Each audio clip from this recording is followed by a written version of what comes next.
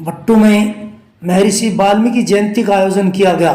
इस कार्यक्रम में जिला परिषद चेयरमैन प्रतिनिधि सुभाष खिचड़ ने बतौर मुख्य अतिथि भाग लिया। वहीं पूर्व जिला परिषद सदस्य संतोष माचरा ने विशिष्ट अतिथि के रूप में भाग लिया। इस दौरान उन्होंने कार्यक्रम में आए हुए मुख्य अतिथियों का प्रधान रविंद्र ने स्वागत किया। देखें, यह भट्टू गांव में वाल्मीकि जयंती के अवसर पर आयोजित एक सुंदर कार्यक्रम की झलक। और तमाम सम्मानित सभी साथियों का भी धन्यवाद कि आप सबने बेहतरीन समय दिया इस कार्यक्रम के लिए। इस कार्यक्रम में मेरी उपस्थिति ये मेरे लिए बड़े सम्मान की बात है, मेरे लिए बड़े गर्व की बात है। मैं बड़े लंबे टाइम से शिक्षा के क्षेत्र में, स्वास्थ्य के क्षेत्र में काम करता रहा, तो हम बड़े चिंतित होते हैं जब हम किसी ऐसे इलाके में जाते हैं जो लोग आर्थिक तौर पर कमज़ोर हैं, सामाजिक तौर पर कमज़ोर हैं, राजनीतिक तौर पर कमज़ोर हैं, तो उन बच्चों की शिक्षा व्यवस्था, उन लोगों का स्वास्थ्य है, उन लोगों के लिए जो जीवन जीने के लिए जो उनकी आमदनी के जो जरिए हैं, सब प्रकार के मामलों में बड़े कमजोर हैं। तो लंबे टाइम से हम लोग इसी क्षेत्र में जुड़े हुए, तो हमारी चिंता आप लोगों के प्रति बड़ी लगाव के साथ रहती है कि हम लोग इस क्षेत्र के लिए, शिक्षा के लिए काम करें। जो कौम देश के लिए लंबे टाइम तक लड़ी है, जिस कौम ने देश को आज़ादी के लिए दिन रात पेश किया है, जिस कौम के पुरखों ने मुगलों से आज़ादी के लिए इस देश के लिए कुर्बानियाँ दी हैं, आज उनकी कौम की यह हालात है कि ठीक तरीके से उनके बच्चे के पास शिक्षा नहीं है। उनकी आबादी के, उनकी कम्युनिटी के, हमारे परिवार के बहुत सारे बच्चे आज नशे की गर्द में चले गए हैं। रोजगार के साधन हमारे पास नहीं है, तो ऐसी व्यवस्थाएं हमारी नहीं होनी चाहिए। आज़ाद होने में 75 साल से ज़्यादा का टाइम हो गया है। अरे भाई बात सुन लो, शिवा अगर बुलाया है तो 5 मिनट, कोई मेहमान आता है तो 10 मिनट सुनना चाहिए, टाइम देना चाहिए।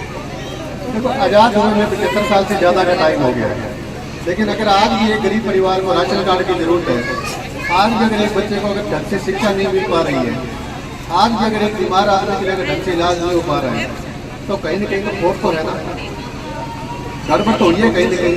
लेकिन 75 साल का बहुत लंबा टाइम होता है। आज हमारी ये हालत थोड़ी ना होनी चाहिए कि हमें बच्चों की शिक्षा की चिंता करनी होती, उनके हमें स्वास्थ्य की चिंता करनी होती, आज हमें रोजी रोटी के लिए भटकना पड़ता, ऐसे हालात नहीं होने चाहिए। तो इसमें किसी एक आदमी का दोष नहीं है, और ऐसा भी नहीं है कि हमें कुछ नहीं मिला। बहुत सुविधाएँ भी हमें मिली हैं, हर सुविधाएं हमारे दरवाजे तक भी पहुँची है, लेकिन बहुत कमियां भी हमारे बीच में रही हैं। तो जो कमियां रही हैं उसके लिए हम किसी को दोषारोपण नहीं करते, हमारी भी कहीं ना कहीं कमियां रहती है उस चीज़ के अंदर। और जो सुविधाएं हमें मिली है वो हमारे बुजुर्गों की देन है, उन लोगों ने दिन रात मेहनत करके। हमारा जो मूल जो मामला है, मूल जो मंत्र है, समाज को हम आगे कैसे बढ़ाएंगे, हम आगे बढ़ेंगे कैसे, वो है शिक्षा। जब तक आप इन बच्चों की शिक्षा व्यवस्था की तरफ ध्यान नहीं देंगे, इनके अच्छे खाने की व्यवस्था की तरफ आप ध्यान नहीं देंगे, इनके खेलने की व्यवस्था की तरफ आप ध्यान नहीं देंगे, हम समाज को बदल नहीं सकते। आज़ादी के बाद 75 साल के अंदर 4 पीढ़ियाँ बदल जाती है हमारी। अगर पहले भी हम यही काम कर रहे थे, आज भी हमारी पीढ़ी यही काम कर रही है, तो बदलाव क्या आया हमारे बीच में, बताओ। और फिर इस चीज़ की क्या गारंटी है कि ये जो बच्चे हमारे बीच में बैठे, आने वाले टाइम में ये कोई बड़े अफसर बन जाएंगे अगर हम इनको नहीं पढ़ा पाए तो? इनके घर में उजाला कौन करेगा? कोई नहीं आएगा, हमें लगना पड़ेगा सबको। हमका मतलब ये कि आप सबको लगना पड़ेगा इसके लिए। जब तक आप लगोगे नहीं, बच्चा ढंग से पढ़ेगा नहीं, तो हम कैसे मान लेंगे बच्चा हमारा एसपी बनेगा, बच्चा हमारा डीसी बनेगा, बच्चा हमारा जज बनेगा, बच्चा हमारा नेता बनेगा?